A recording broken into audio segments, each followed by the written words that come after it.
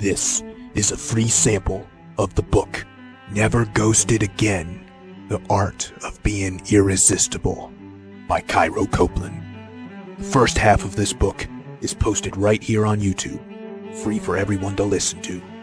If you like this content and want to hear or read the rest, or want to listen to it free of ads, visit reinventideal.com/ghosted.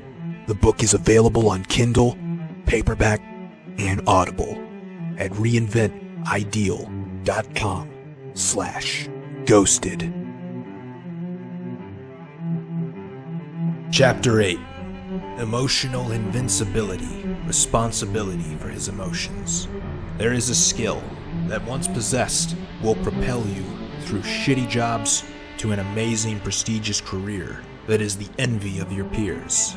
This skill turns a timid prospector into a successful salesman with a spine of steel.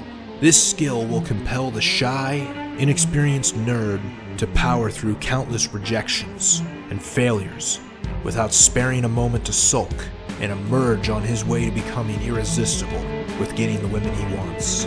This is the skill of emotional intelligence. Not taught in schools, but desperately needed, this is what will allow you to overcome the great adversity you will face, not just from others, but also from yourself. Emotional intelligence may be defined as the owner's manual for the human mind, or more jokingly referred to as the study of why smart people do stupid shit.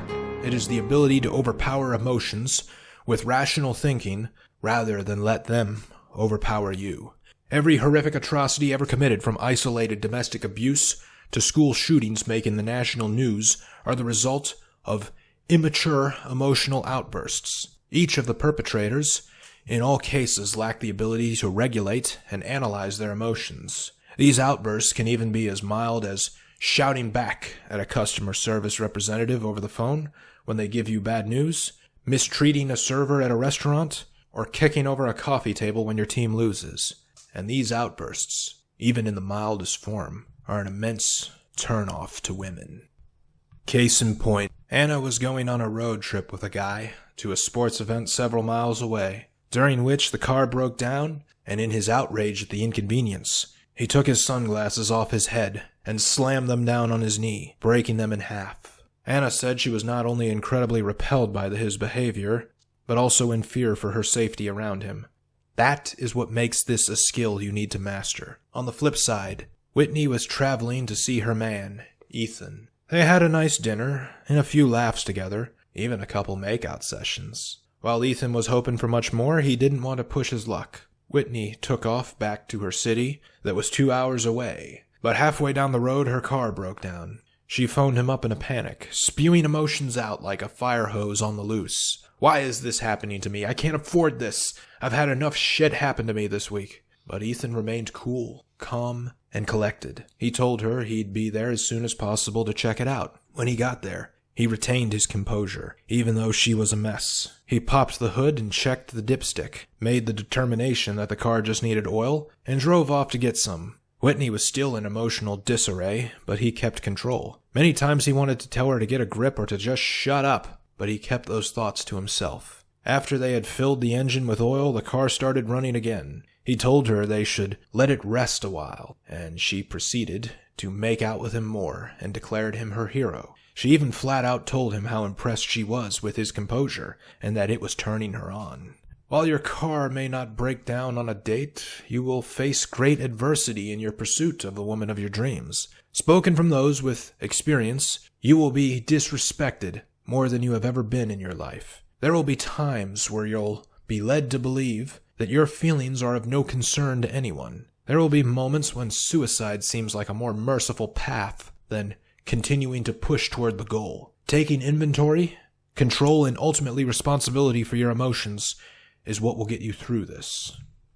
Taking responsibility for your emotions is realizing that it is not other people who make you feel a certain way. The actions of others have only the power you allow it to have.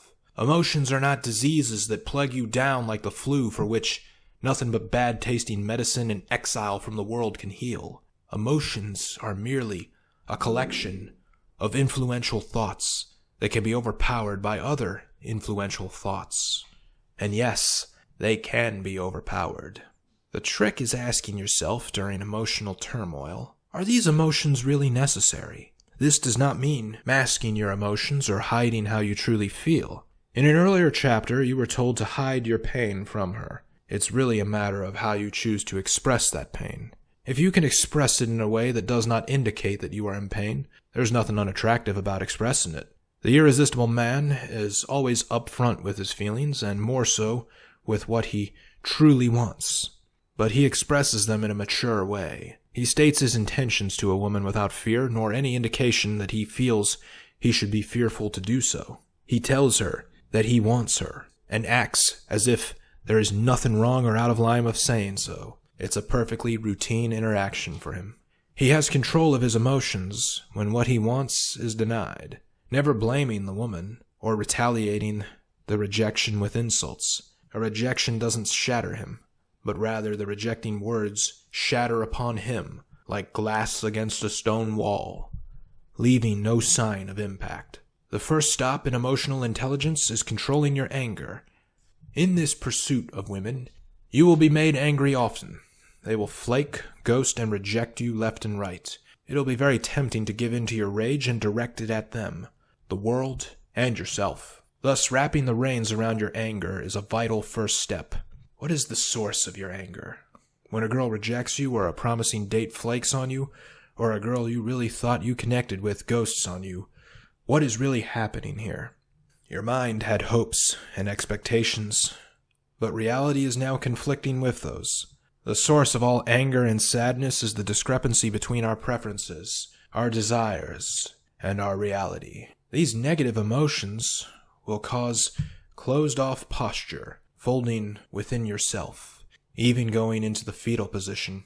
It's the body's reaction to the situation and defense mechanism to protect you physically from the external world that is hurting you emotionally. Try to notice this next time your feelings are hurt.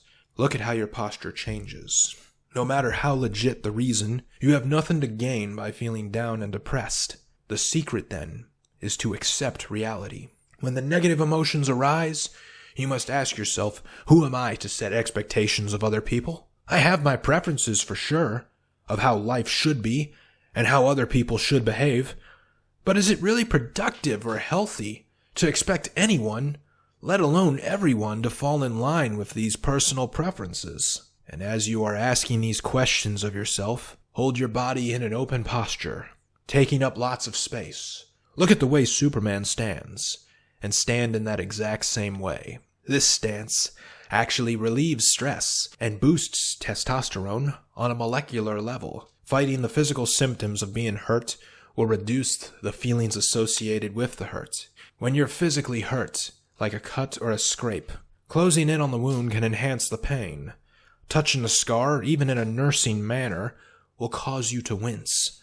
The body is closed in while doing this, already prepared for pain. Thus the mind magnifies the pain to a greater level than it otherwise would have felt had you ignored the wound. You may have experienced this once, where you discover a wound you don't remember receiving, but it has been there for some time, so it no longer hurts. Throughout any event in your life, two little pieces of it form its entire composition, the event by itself and your interpretation of it. For the last piece, you get a choice. Interpret the event as something awful and unacceptable, or accept the new reality by realizing that you're bigger than whatever problem is dominating the forefront of this reality. The fact of the matter is that if life takes a shit on you, it just takes a shit on you. The emotions expressed as a result of it do not change it, but you have the choice to say how bad that shit stinks. Understanding that what you think about the most and what you put more focus into will expand and appear greater in your head. Thus, the problem can appear to be overpowering and bigger than you. But the irresistible man does not allow this to occur, and remains bigger than all his problems. It's one tough pill to swallow at first because we're conditioned to view failure as a fundamentally bad thing from grade 1. If you came home from school with an F grade on your test, you'd likely be in trouble at both school and home. As of today, school's out, and nothing is inherently bad unless you allow it to be so. Now, Society's imperatives and cultural conditioning stretch their slivering tentacles back into the picture as they push a winner's mentality. This agreement peddles the false idea that once a victory of some sort is achieved, or a goal is attained, everything under the sun will somehow be better. This is bullshit, because the goalpost keeps moving further away. Even if you reach one, you notice another one farther away. Once you slept with an 8 after a life of 5s, the 8 is now your minimum standard and nothing less will do. To settle for anything less will trigger a fear that you're missing out, and the fear of missing out is the cause of so much anxiety. The fear of missing out is often triggered by desire, which causes the most pain. It tricks you into thinking you need to materialize it to be happy. Constant musing of the desire is a continuous reminder of the thing you do not yet possess, and feeling miserable now feels justified. The only way to fight this is to focus on what you already have and feel grateful for it. Gratitude. There is one thing you can start doing right now that will improve your life right away. This is one human trait that will make a person happier right off the bat without much effort.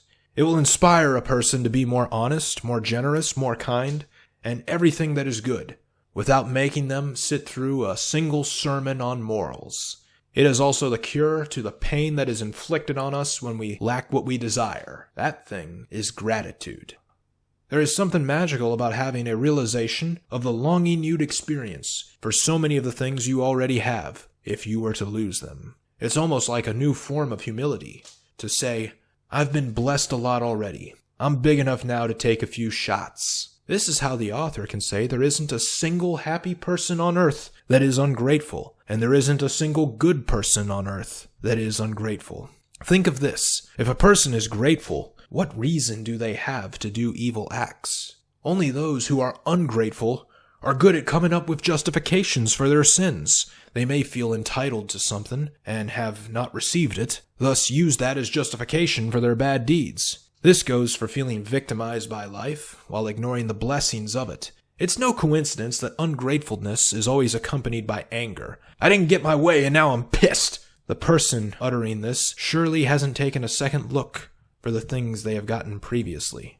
This plays into a very powerful tool that can be used to jumpstart your gratitude: negative visualization. In order to put this tool to use, first take inventory of all the good things you do have in your life. Perhaps it's your job, your relationship with your parents, your car, or your own place.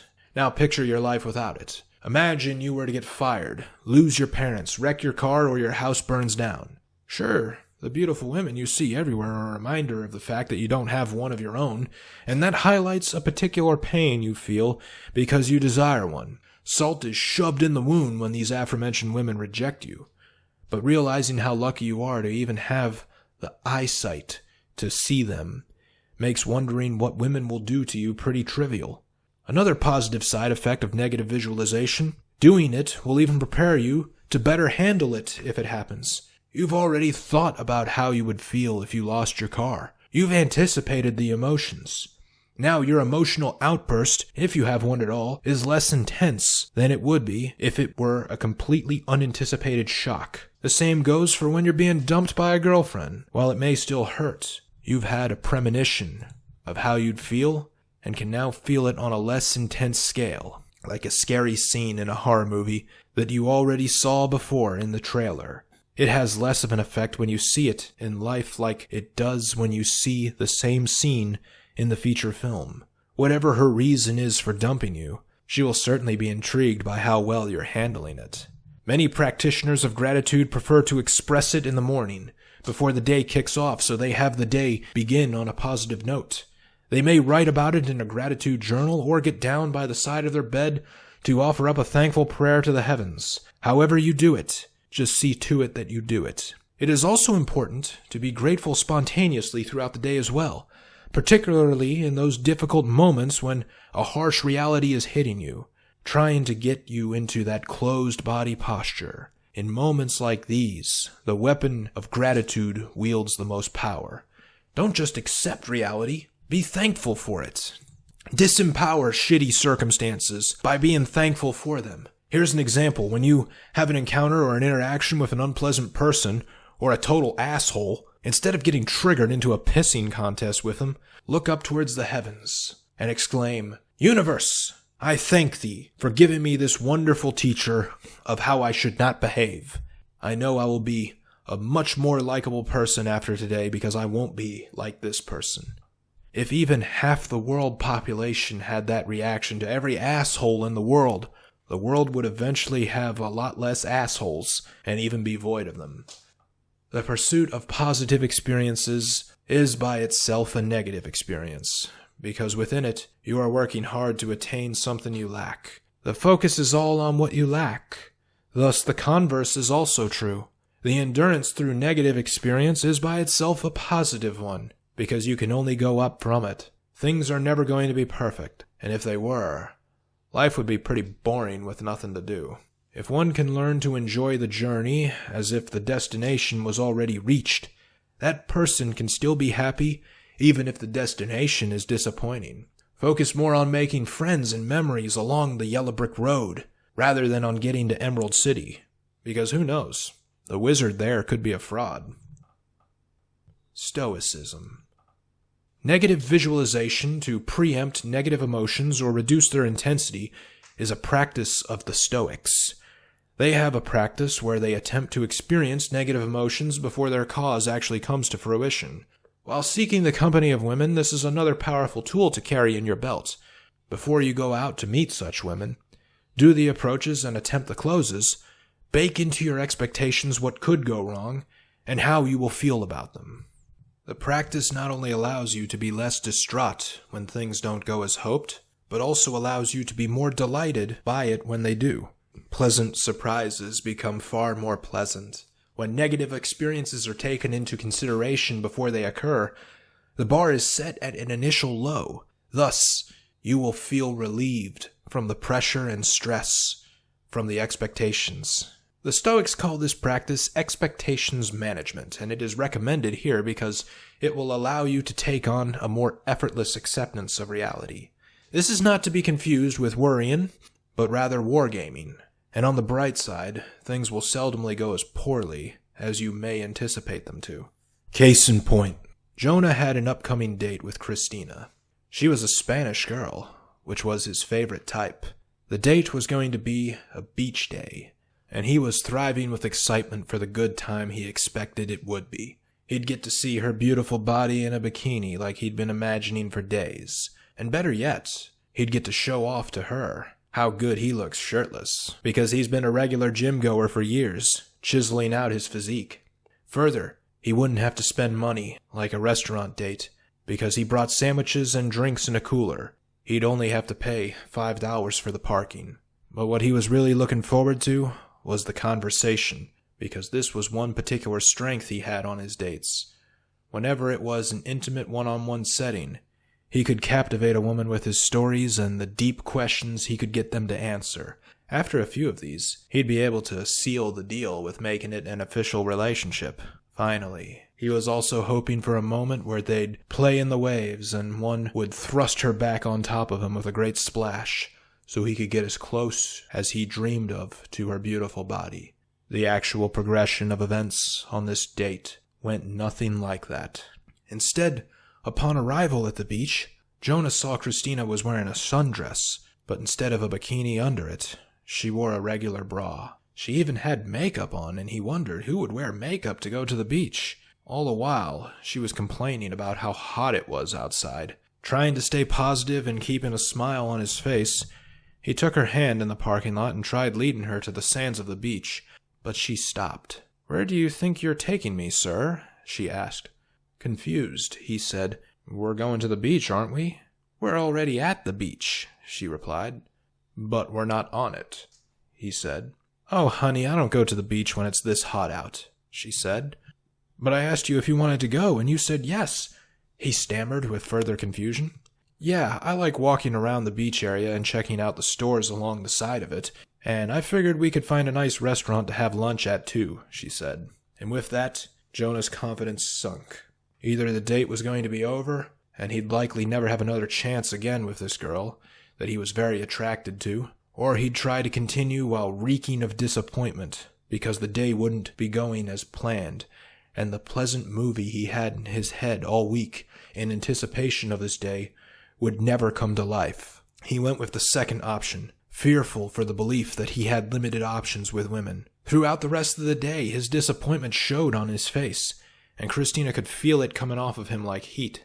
His speech was different, carrying the hint of feeling let down, but submissively taking it. His demeanor was like that of a kid that found out his father wouldn't be attending his birthday party. Supposed to be happy, but deep down, he was sulking.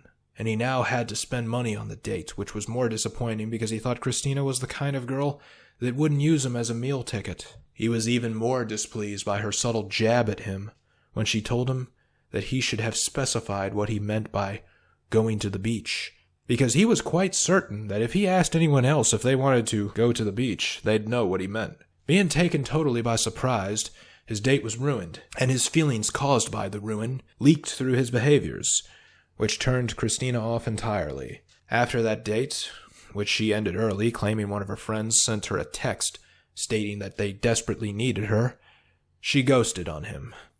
The lesson here is that even the things that you feel you can be 100% certain about, do not take them for granted.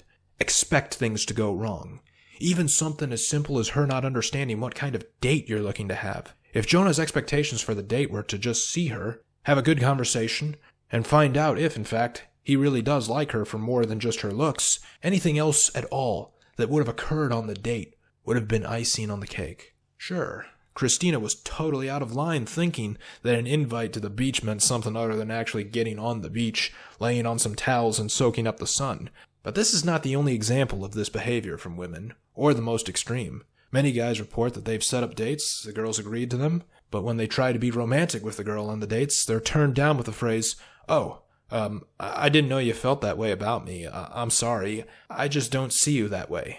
Expect the worst, like this, to happen. This is not to say expect this to happen because it definitely will. This is simply to encourage you not to be hoping for a particular outcome. Having an indifference to the outcome of a date will make you irresistible on it. So before each date, imagine the worst case scenario possible and premeditate how you'll feel and handle the situation. The inner voice.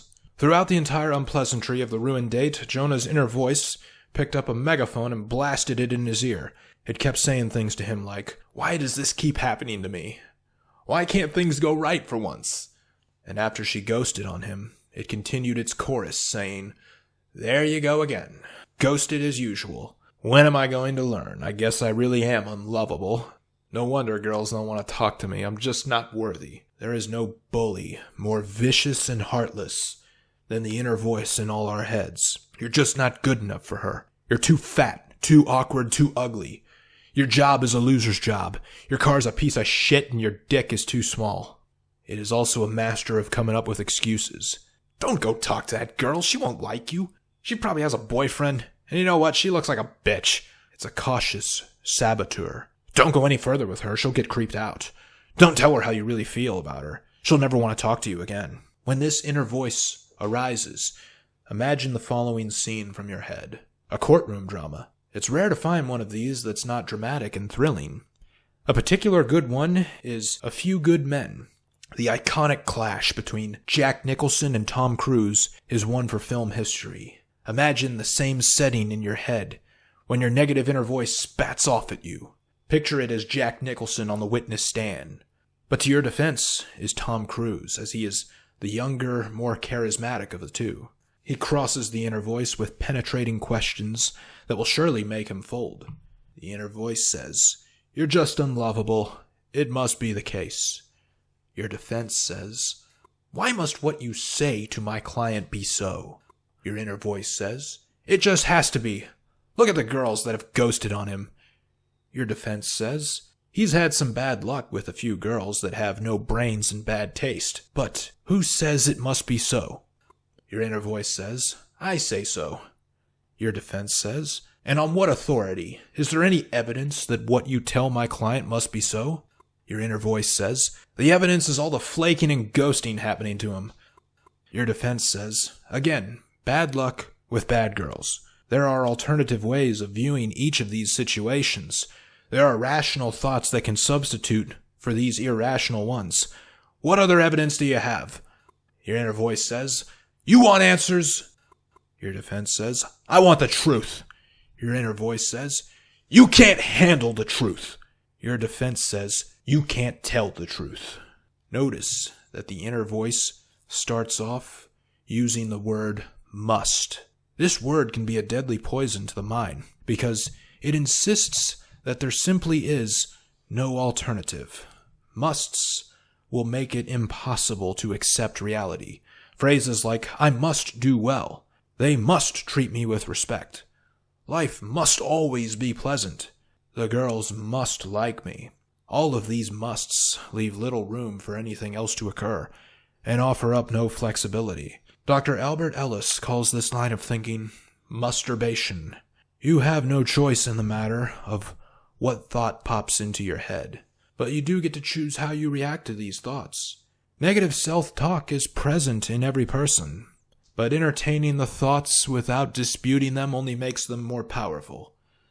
The social and emotional education you were raised with was likely inadequate to conquer this inner voice, because said education was passed down to you by a small group of people that had a similar mind, and likely they didn't know how to conquer their own inner voice.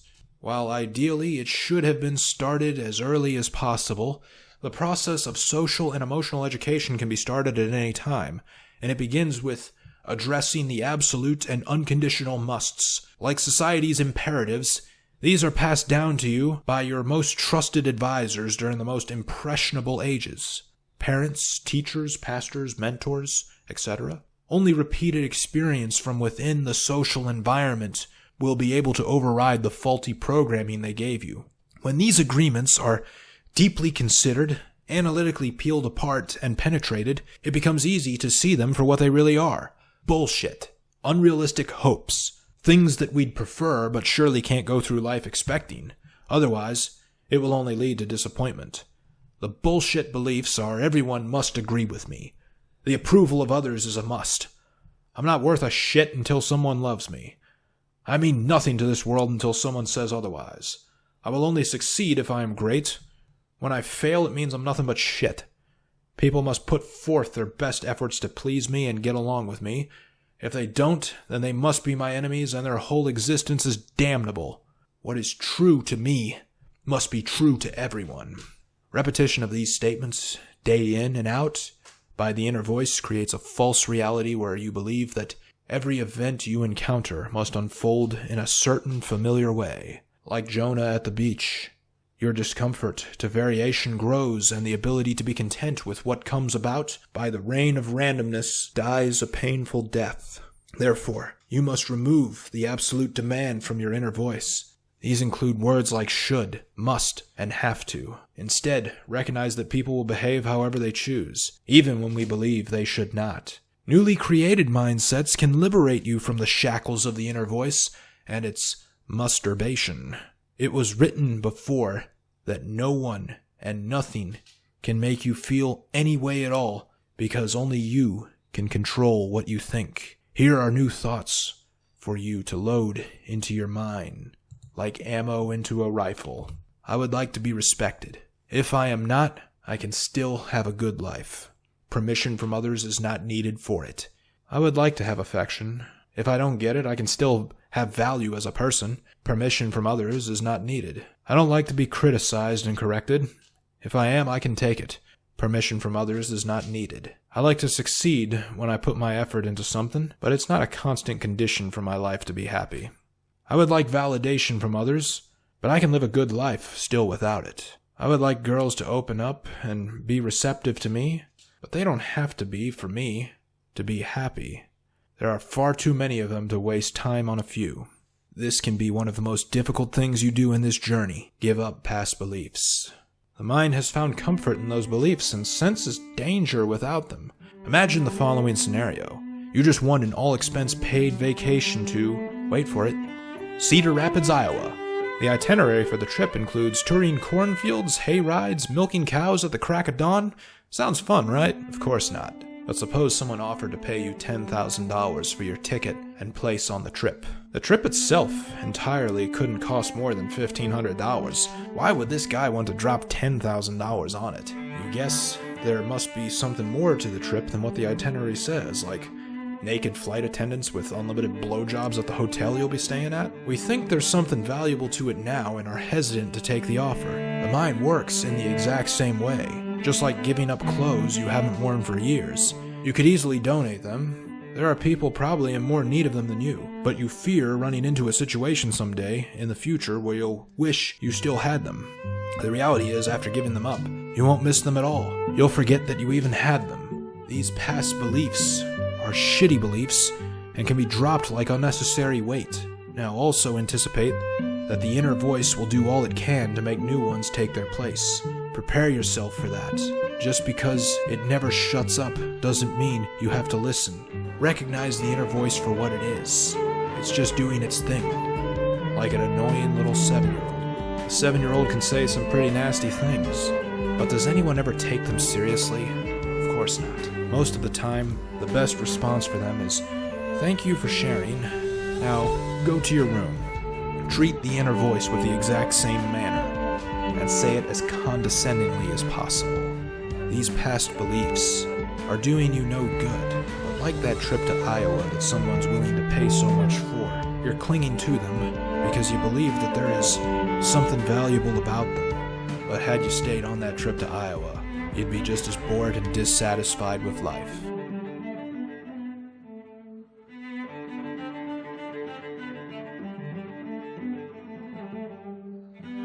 Thank you for listening to this free sample of the book, Never Ghosted Again, The Art of Being Irresistible, by Cairo Copeland. If you enjoyed it and want to hear or read the rest, or want to listen to it free of ads, visit reinventideal.com/ghosted.